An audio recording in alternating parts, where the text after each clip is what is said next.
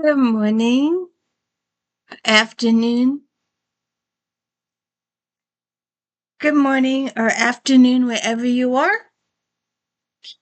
I'm doing this on two computers again to test. If the sound goes, please, Hewlett Packard said there's nothing wrong with my computer, and Best Buy Geek Squad said there was nothing wrong with my computer. So we'll see what happens. Keep your fingers crossed that all goes well. Um, Welcome to the D. Louise book series. I'm Christina, Kristina. This is where we read books, talk about books, no special effects going on here, no theme music, none of that fancy schmancy stuff. This thing is going to bother me all day. Yes, ma'am. Yes, ma'am. If you could please check out my Star Trek Next Generation recaps on Fridays and my If Then videos on Fridays. I'm working really, really hard on those. Um, I've got a couple of specials coming up for October for Halloween and working my way through the season here. So we'll see what goes. We are also check out the recaps on Friday, the Star Trek Next Generation recaps on Friday. The If Then Friday afternoons, and don't forget Flashback Monday, where we talk about all the books in this magazine. I try to cover historical romance, contemporary romance, paranormal, harlequin, inspirational, mystery, sci-fi, the whole nine yards. I even do a little bit of erotica here and there. So anyways, we are also reading three series. We are reading James Patterson's Alex Cross series. We are reading C.S. Harris St. Cyr series. And we are reading J.R. Ward's Black Dagger Brotherhood series. And this is book 19 in the series. And I was bothered quite a bit by this book. So I read it a little slower than normal because a lot of stuff just bothered me. And I know it's habit with J.R. Ward because I'm used to it by now, but it still bothers me. It takes forever to get things explained. I guess that's the whole point of the book, to explain stuff to us. The brothers make brief appearances here and there. But I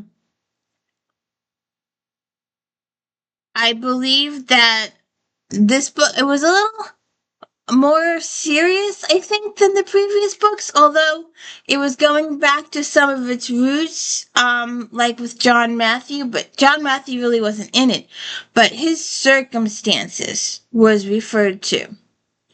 And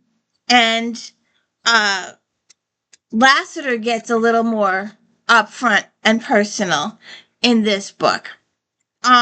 So we start out with two people getting killed, and we're not exactly sure why they got killed, but they get killed anyway. And this girl, May, she's determined to talk to the Reverend.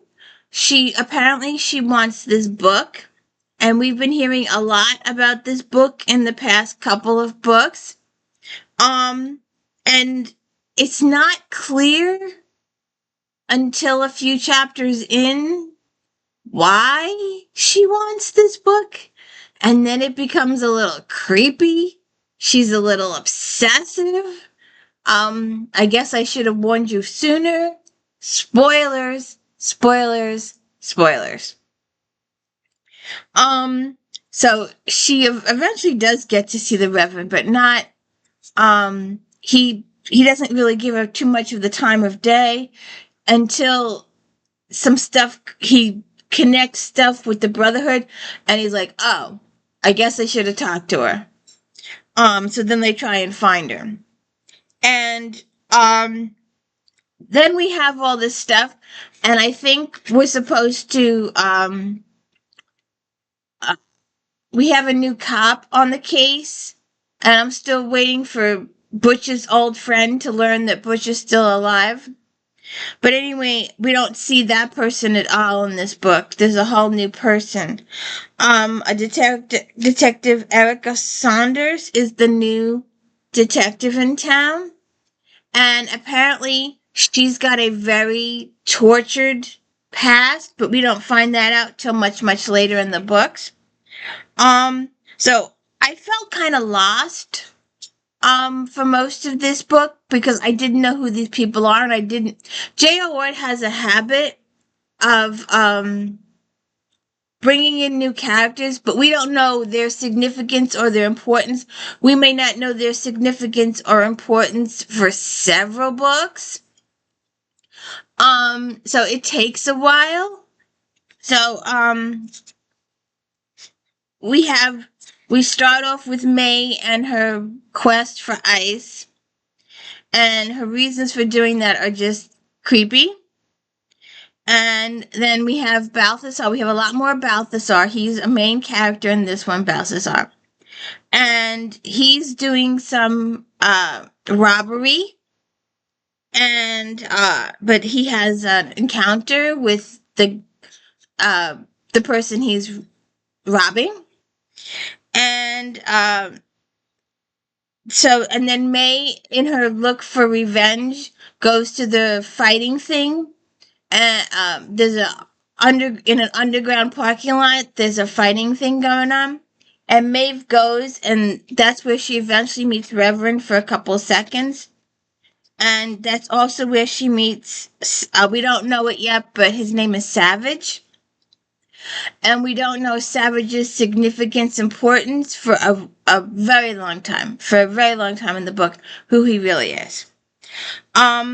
I still don't know, and it's probably going to be in one of the offshoot books, one of the legacy books. What Nate and Shuli's importance is in the book. I don't understand them yet. And Lassiter does quite a bit of good deeds in this book. Vicious has a little confession at the end of the book. Apparently he knew more than the rest of us. And when we have Davina's back, she's the evil person. And at first she's referred to as the woman. I hate it when they refer to a character as two different names. A lot of authors do that every now and then. A character will have a name and then a nickname. And I prefer, all right, say the name and then do the nickname the rest of the whole book, or have certain individual. It gets complicated. But finally, it's revealed that maybe she didn't want us to know it was Davina from the beginning. Maybe she thought we would have two different people, but it turns out it is Davina. And Balthazar has an encounter with the book, and it takes a few chapters for him to put it together and figure out what's going on with this book. And so then we have a lot of May and Savage getting together, getting to know each other. They have pretty much a platonic relationship for a while. This new Ellen person shows up, and to have two characters named Ellen, it's probably not pronounced Ellen. It's not spelled Ellen, but in my mind, revenge isn't it EHLENA, something like that? And this new character is ELYN. So we'll see what's up with that. But so we spend most of the book getting to know Savage and May, and Savage remembering the past and what happened to him. And so then Lassiter tells them that they have to resurrect this guy that's been condemned to stay in a coffin for eternity. So they go to get his coffin, and they have this big ceremony and everything, and they open the coffin and it's empty, and this is the guy that's supposed to save them from this evil book and Divina thing. And then we get to know Siphon kind of saves Balthazar a little bit, his buddy, his friend. But that's basically let me just read this little part here. I really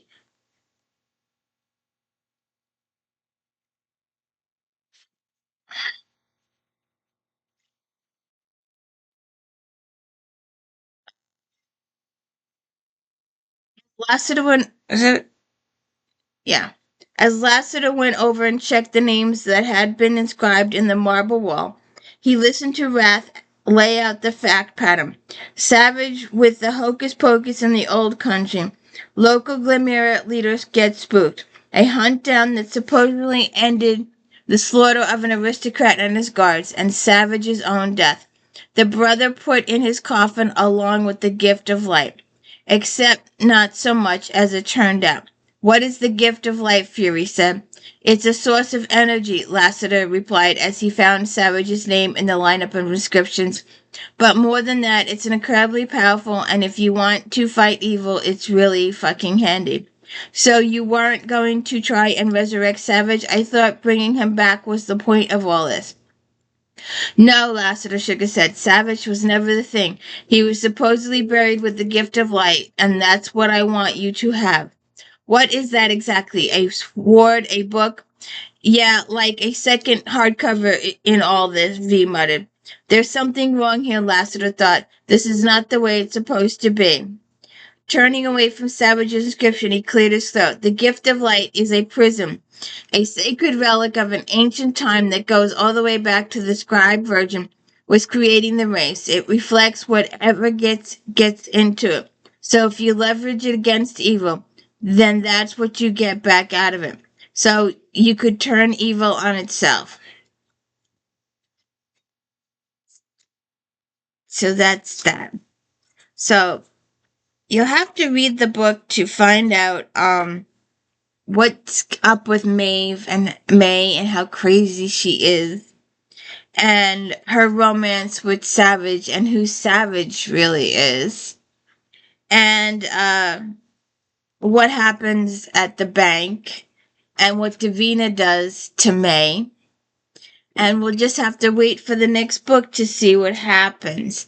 But please hit the like and subscribe and let me know I'm doing a good job. And let me know how you enjoy this book. We're moving along here with this series.